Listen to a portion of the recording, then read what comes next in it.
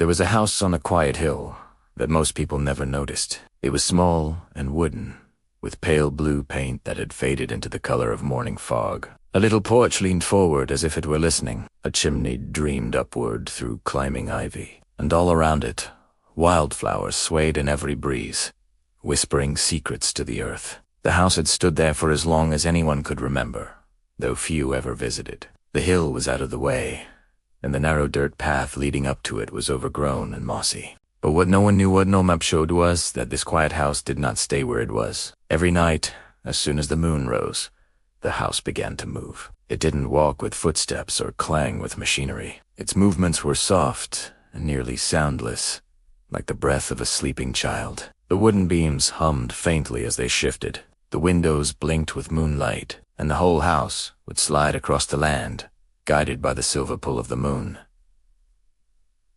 It moved with purpose. It moved with memory. And inside this wandering house lived a dreamer named Solen. Solen had lived in the house for just over a year. He was a gentle sort of person, quiet and thoughtful. He'd come to the house after leaving a busier life, one filled with noisy streets and sharp clocks. In the city, Solen had felt like a shadow chasing itself. But here, at the house on the hill, he felt like a person again. He didn't know the house moved. Not at first. Each morning he'd wake up to a slightly different landscape, sometimes beneath whispering pines, sometimes facing fields of golden grass. He just assumed he'd forgotten the details of the view. He thought memory was playing tricks on him, but slowly, a quiet awareness began to grow. Little inconsistencies, small, impossible details. The path he swept clean one evening would be covered in pine needles the next morning, even though there were no pines anywhere in sight. The window that faced east would sometimes greet him with sunrise from a much steeper angle. The world kept shifting, and eventually, Solen allowed himself to entertain a thought he had resisted.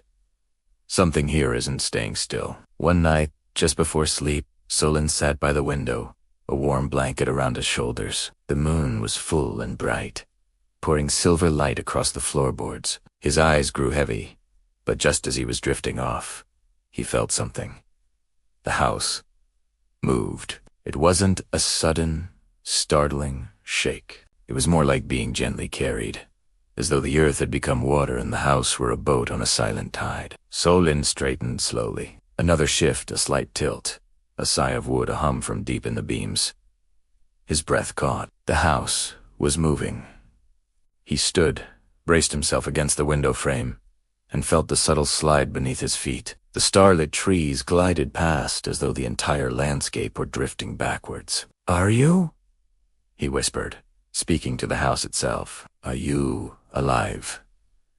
The house didn't answer, but the walls vibrated faintly, with something like acknowledgement. He stayed awake late into the night, listening, feeling, letting the truth settle in. By morning, the house stood at the edge of a lake he had never seen before. After that night, Solen began paying attention. He stayed up beside the window, tracing the moon's path, noting how the house shifted only when silver light touched its roof. On cloudy nights, it stayed still. On crescent moons, it wandered short distances, but on full moons, it glided across great stretches of land, pulled by an invisible thread. His fear faded, replaced by a sense of companionship. He began speaking to the house, telling it about his day, his memories, and the places he hoped to see. He felt, in a quiet, intuitive way, that the house was listening. One night, he felt the house shift more deliberately, not just drifting, but guiding. By dawn, it had come to rest in a misty valley. Solen stepped outside and froze. He knew this place. He had been here once as a child. He remembered running through this valley, breathless with laughter, chasing a girl with hair the color of wheat and a smile that made the whole world feel brighter. Her name was Lena. He hadn't seen her in more than 20 years. The house had brought him back to the first place he had ever felt wonder. Solen placed his hand against the wooden siding. "What are you trying to show me?" The house hummed a soft, warm vibration beneath his palm, almost like reassurance, and Solen understood. The house did not move because it was restless. It moved because it remembered. The next night, Solen sat on the porch while the moon rose. But before the house could move, something else happened. Footsteps approached through the tall grass.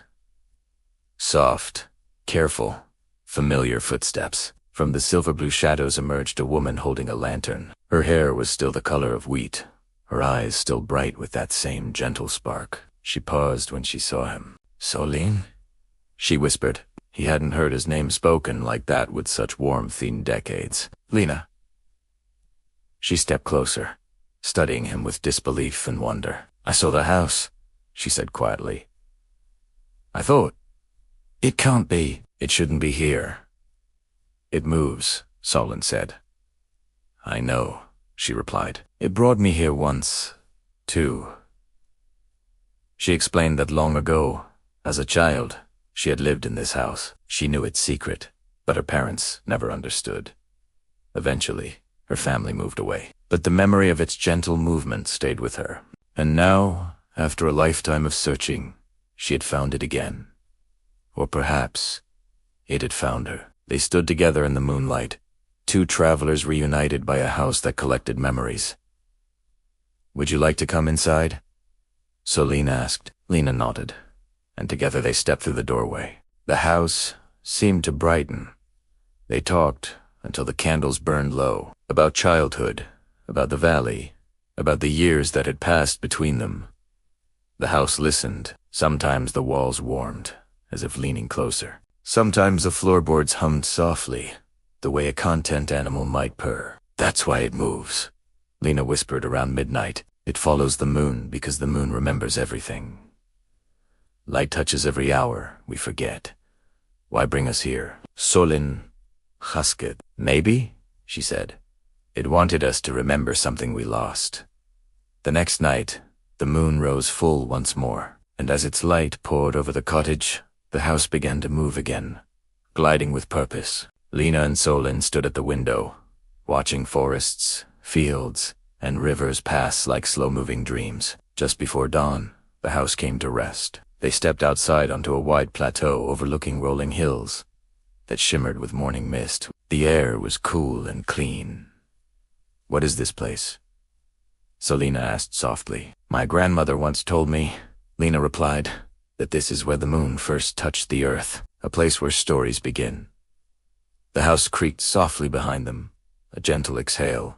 Solen took Lena's hand, naturally, quietly, as if the gesture had existed in some forgotten hour they now remembered. And behind them, the house settled into the earth, rooted, still, at peace. It had moved with the moon for generations, gathering memories, preserving moments lost to the busyness of life. But now, for the first time, it rested. It had completed its final journey. It had brought two wandering souls back together. Days passed, gentle and slow. Solen and Lena made the house their home, filling it with soft laughter and warm lantern light.